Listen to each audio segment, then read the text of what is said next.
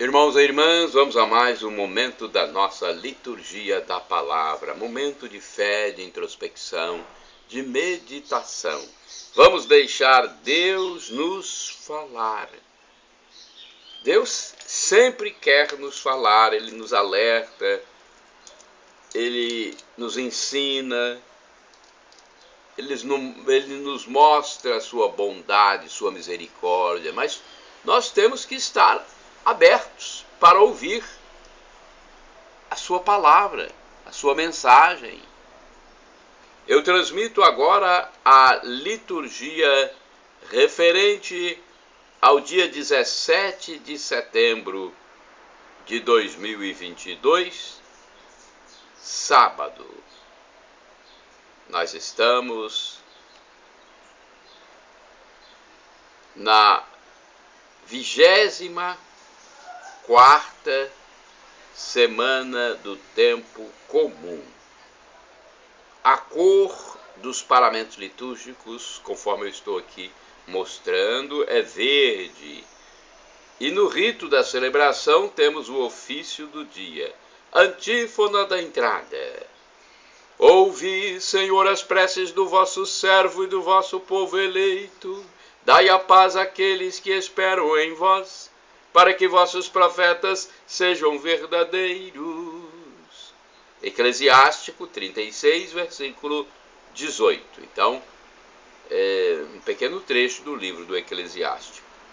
Oração do dia. Ó Deus, Criador de todas as coisas,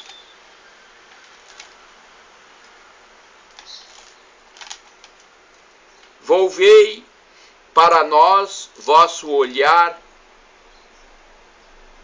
e para sentirmos em nós a ação do vosso amor, fazei que vos sirvamos de todo o coração.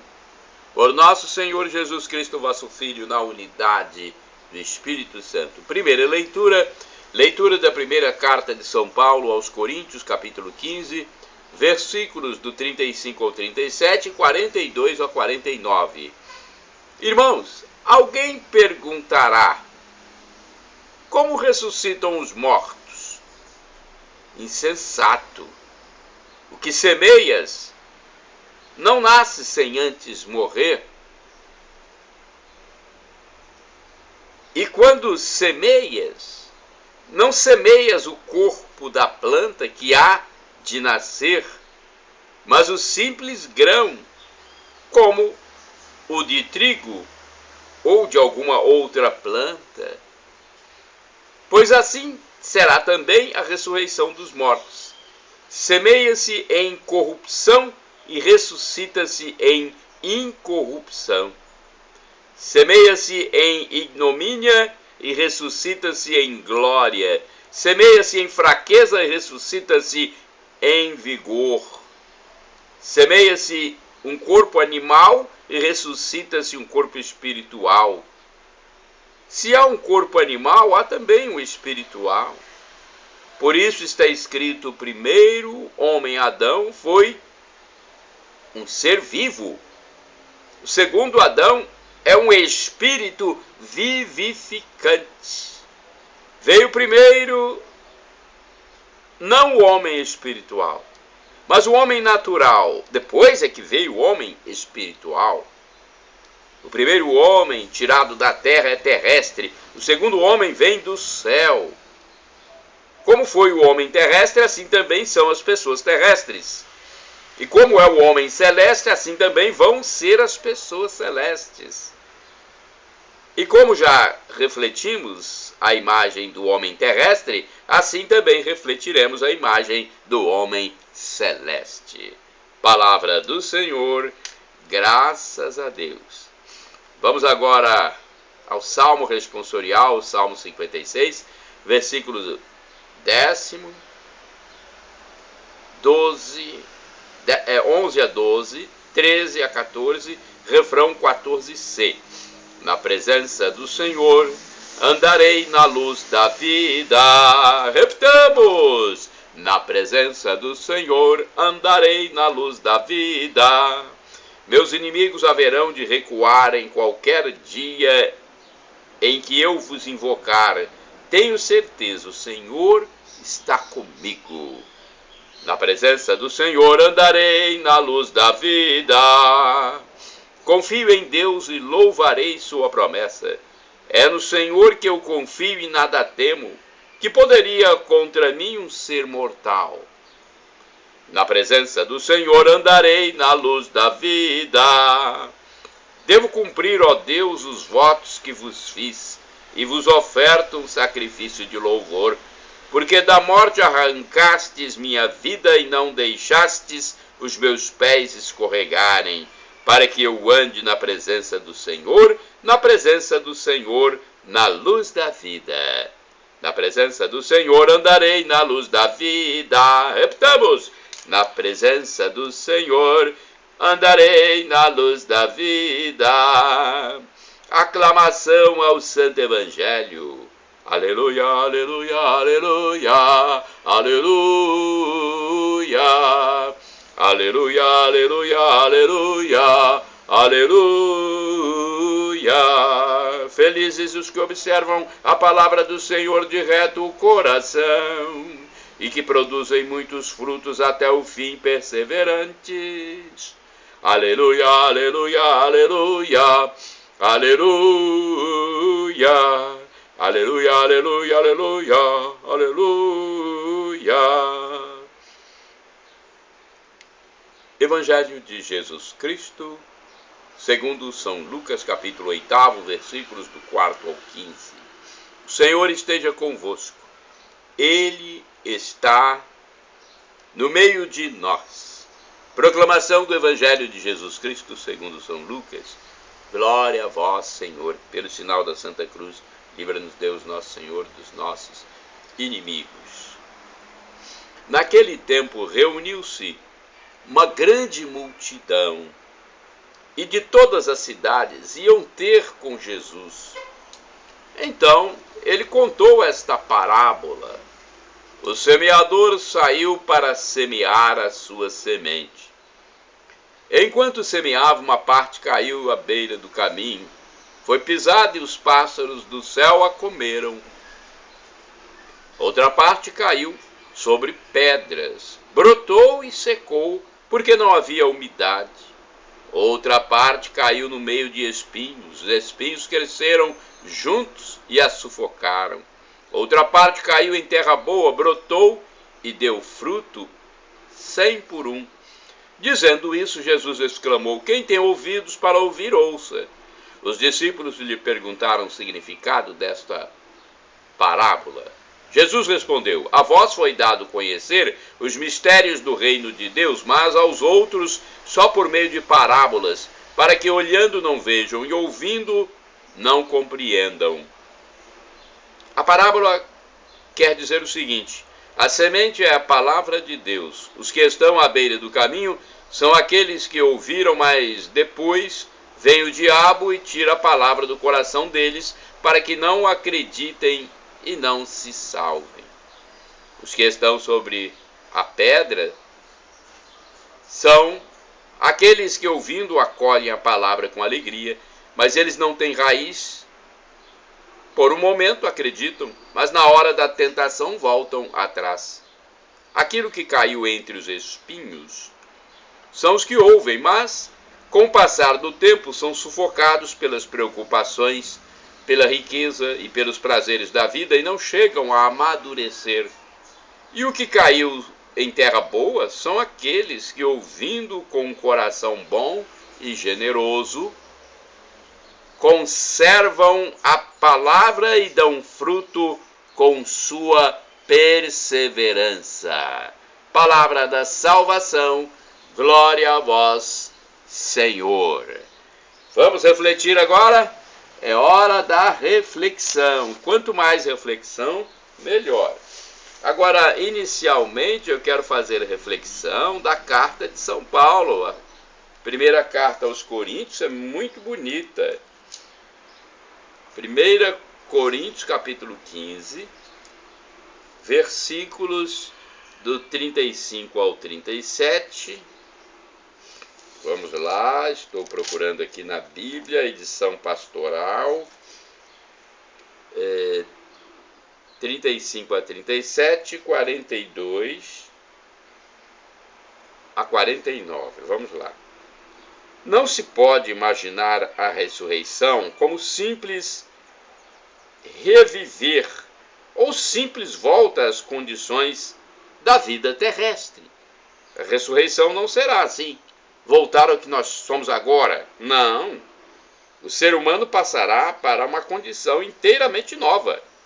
Este corpo animal, mortal, que nos foi transmitido pelos nossos pais, torna-se espiritual, corpo espiritual. Isto é, recebe vida nova do Espírito que Cristo nos dá. O apóstolo São Paulo, nas diversas imagens, para nos dar a ideia da transfiguração pela qual passaremos. Assim, ele nos fala no seu texto. Recebe vida nova, imagens para nos dar a ideia da transfiguração pela qual passaremos. Nenhuma delas, porém, é capaz de dar uma ideia completa da misteriosa e real transformação que nos tornará semelhantes ao próprio Cristo ressuscitado. Então, é apenas imagem. O corpo recebe vida nova do Espírito que Cristo nos dá. Paulo usa, então, diversas imagens para nos falar sobre o novo corpo quando deixarmos essa passagem terrena. Teremos um corpo espiritual, sem pecado, sem erros, sem morte. Acabou a morte. Que bom, não é? Sem soberba, sem gula, sem avareza, sem dinheiro. Que bom, acho que a gente não tem ideia realmente, mesmo com as imagens feitas por São Paulo, nós não temos ideia. Vamos agora ao Evangelho de Lucas, capítulo 8, versículos do 4 ao 15. Capítulo 8, versículos do 4 ao 15. Vamos lá, estou procurando na Bíblia aqui.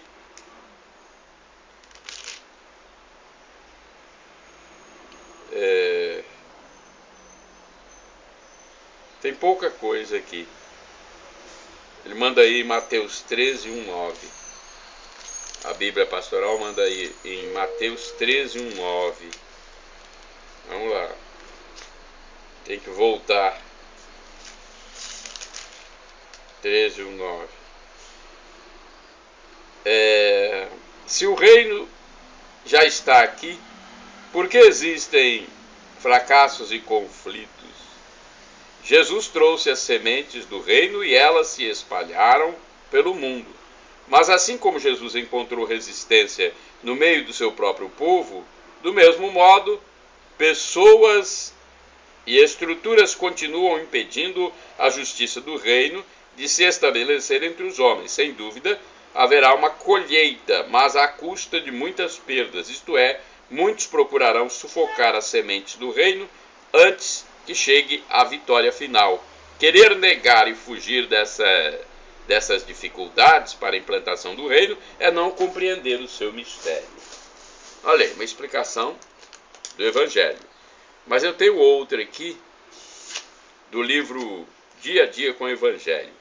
Para a grande multidão, Jesus conta a parábola do semeador e depois a explica a seus discípulos. Trata-se da disposição, diversos tipos de terreno com que as pessoas acolhem a palavra. Sabemos pelos evangelhos que Jesus estava sempre disposto e não perdia nenhuma ocasião para anunciar o reino de Deus. Entretanto, entre os ouvintes, uns eram impenetráveis, terreno pedregoso, outros entusiastas superficiais. Havia quem, após ouvir a palavra, se deixava seduzir pelos bens materiais. Por fim, muitos ouviam a palavra e lhe davam pleno consentimento, abrindo-se para a fé e o fiel seguimento de Jesus. Em nossos dias, a palavra de Deus continua sendo semeada de múltiplos modos, também pelos meios digitais. Resta saber como os cristãos estão administrando o grande tesouro dessa palavra, né? Importante é saber administrar. Agora vamos à liturgia comentada de Antônio Carlos Santini, liderança da comunidade católica Nova Aliança, e-mail santini@novaalianca.com.br.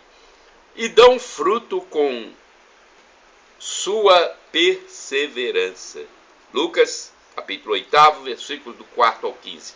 Em geral, os comentaristas da parábola do semeador se detêm em fazer a distinção entre a natureza dos 4 terrenos, como se o resultado da semeadura fosse mera reação automática, natural, devido simplesmente às qualidades do terreno. Boa terra, muitos frutos. Terra ruim, esterilidade. Até que seria bom se assim fosse. Se não dessemos frutos, poderíamos justificar-nos por nossa natureza. Eu sou assim, pedregoso, espinhento, deserto, sáfaro. Logo, não teríamos qualquer culpa nem responsabilidade pelo fracasso da colheita. Afinal, eu não pedi para alguém investir em mim. Olha, bela reflexão do Santini, hein? Mas não foi bem isto que Jesus ensinou com as suas parábolas.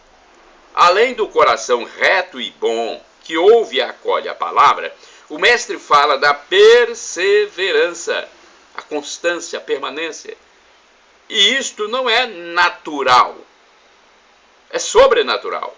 Depende do esforço disciplinado de quem decide cooperar com a graça de Deus, com a sua palavra, com a semente depositada em nosso coração. Seus frutos exigem tempo, permanência, continuidade. A perseverança é uma virtude fundamental. O próprio Senhor já nos havia alertado: sereis odiados de todos por causa do meu nome. Mas aquele que perseverar até o fim será salvo. Mateus capítulo 10, versículo 23. E ainda, diante do progresso crescente da iniquidade, a caridade de muitos se esfriará. Entretanto, aquele que perseverar até o fim será salvo. Mateus 24, versículos do 12 ao 13. Ao afirmar que eram muitos os chamados, mas poucos os escolhidos, o Mestre Jesus não pensava em algum tipo de predestinação, com pessoas previamente selecionadas para a perdição eterna. Devia, ao contrário, ter em mente nossa volubilidade. Nós somos muito volúveis, nós todos, seres humanos. Então devia ter em mente a nossa volubilidade em relação às coisas do reino, nossa inércia em dar continuidade à missão iniciada, a prontidão em desanimar diante dos obstáculos do mal. A perseverança, por incrível que pareça, é inseparável da confiança. Em outra parábola, Marcos capítulo 4, versículos de 26 a 29, Jesus fala do homem que lança a semente à terra e em seguida dorme. E enquanto ele dorme, a semente brota e cresce. Isto é, feita a sua parte, confia em Deus. E a ele se abandona, sabendo que o reino traz em seu interior um dinamismo que garante seu crescimento. Não precisa todos os dias cavar em volta da semente lançada à terra, como fazem as crianças, a quem a professora mandou plantar um feijão no potinho de iogurte, para ver se o grão está brotando. todo desanimado é um desconfiado, por isso não persevera, não dá fruto. Irmãos e irmãs, orai sem cessar. O Senhor,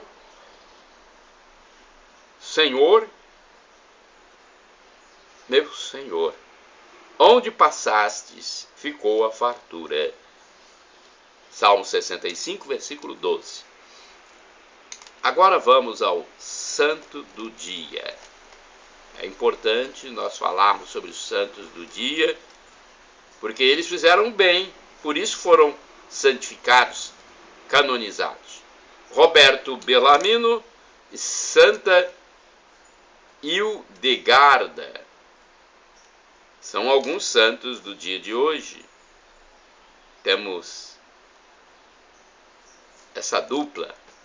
Vamos lá, então eu quero só afirmar que pesquisei no site da TV Rede Século XXI, rs21.com.br, e coloquei nos meus endereços eletrônicos, o blog repórterpaulomaciel.blogspot.com, facebook.com/Paulo Maciel da Rádio, canal no YouTube Paulo Roberto Maciel, Instagram Paulo Roberto Maciel 6/. Santo do dia 17 de setembro, Roberto Bellarmino. Roberto Bellarmino nasceu na Itália no século XVI. Sentiu sua vocação ainda jovem e ingressou na Companhia de Jesus, os jesuítas. Ele foi cardeal, confessor, inquisidor e proclamado doutor da Igreja. Roberto Bellarmino começou a se aprofundar nos estudos teológicos e propôs para a formação dos sacerdotes o estudo da Suma Teológica de Santo Agostinho. Era a época do Concílio de Trento, que durou 18 anos e que instituiu os seminários para a preparação dos jovens seminaristas. A responsabilidade pela busca do equilíbrio entre a fé e a ciência foi dada a São Roberto Bellarmino pelo próprio Papa, para também se evitar a má interpretação da Bíblia e das leis naturais. Vamos agora à segunda biografia. Santa do dia 17 de setembro, Santa Hildegarda. Hildegarda, descendente de nobre e riquíssima família alemã, nasceu no castelo de Bockenheim, na bela região do rio Reno, em 1098. Como era o costume na época, aos 8 anos de idade foi entregue aos cuidados de religiosas, mais especificamente da abadesa Juta, do convento das monjas beneditinas. Lá recebeu os primeiros fundamentos dos ensinamentos de Cristo, aprendendo o desapego que deveria ter com as coisas e vaidades mundanas. Assim, depois de conhecer e conviver na comunidade religiosa, Hildegarda pediu para ser aceita entre as beneditinas, ingressando como noviça sem dificuldade alguma. Quando em 1136 a superiora Juta morreu, a direção do mosteiro passou para as mãos de Hildegarda. Além desse convento sob seu governo, ela fundou outros 2. Em 1147, o de Bingen, e em 1165, o de Eibingen, ambos na Alemanha. Desde a infância, ela apresentava uma personalidade muito carismática e um alto grau de elevação mística. Aos poucos, esses dons acabaram se manifestando como visões, definidas por ela mesma como lux vivans, ou seja, luz vivificante. Um dia, Hildegarda ouviu uma voz superior que ela identificou como do Espírito Santo, ordenando-lhe que escrevesse todas as revelações que lhe eram feitas. Apesar de não ser letrada, Hildegarda acabou por desenvolver uma grande atividade literária. Olha só. Por esses dons, acabou adquirindo muito conhecimento sobre medicina e ciências naturais, transmitidos depois por livros precisos que escreveu sobre essas matérias, reconhecidos cientificamente. Mas o seu talento enciclopédico expressou-se, em particular, no canto e na música. Ela foi, talvez, a primeira mulher musicista da história da Igreja Católica. O final de sua vida foi muito sofrido e amargurado. Além de estar muito doente, ainda foi vítima de injustiças e mentiras, devido ao seu rigor como superiora séria e disciplinada. Aos 82 anos, no dia 17 de setembro de 1179, Hildegarda morreu no seu convento de Bingen. Pôde finalmente ir descansar ao lado do Senhor. Essa mulher extraordinária, mística, beneditina, cientista, conselheira de bispos e imperadores, seguiu influenciando a espiritualidade católica mesmo depois de sua morte, por meio de seus escritos traduzidos em quase todas as línguas do mundo, desde a Idade Média até os nossos dias. No século XX, em 1921, ainda a influência de seu carisma inspirou a criação de uma nova congregação, a das Irmãs de Santa Hildegarda, com a fama de sua santidade reconhecida ainda em vida, fez com que vigorasse um culto expressivo e ininterrupto, mantido entre os fiéis do mundo todo. O local de sua sepultura tornou-se um dos centros de peregrinação mais visitados. Santa Hildegarda teve a sua veneração marcada para o dia 17 de setembro de 2022. No caso, essa é a transmissão de 2022, mas a sua veneração acontece sempre em 17 de setembro, todos os anos, mas eu estou transmitindo em 2022. São Roberto Bellarmino e Santa Hildegarda, rogai por nós. Shalom Adonai, uma expressão hebraica que significa a paz de Deus. El Shaddai significa Deus onipotente, Deus todo-poderoso, Ele proverá. E Maranatá, como dizemos nós católicos, ou Maranata, como dizem nossos irmãos separados, os evangélicos ou protestantes. Não importa a pronúncia, somos todos irmãos e cristãos. Significa, vinde Senhor Jesus. Um dia Jesus voltará e será o juízo final. É uma dimensão mística. Acabará esse tempo, como conhecemos, esse espaço, e Jesus ressuscitará os mortos e julgará os vivos. Juízo universal. O fim da história acontecerá aí. Os bons irão para o céu, os maus para o inferno. Simples assim. Nossa oportunidade de ir para o céu, para a felicidade em plenitude, o gozo eterno, estar diante de Deus, ter a visão beatífica de Deus. Nossa oportunidade é aqui, nessa passagem efêmera, desse mundo perecível, desse mundo dos prazeres, mas também é um mundo em que podemos nos reconciliar com Deus. Devemos fazer isso diariamente. Perdão, Senhor, pelos meus pecados, passados, presentes, futuros, pecados do pensamento, palavras, atos, omissões.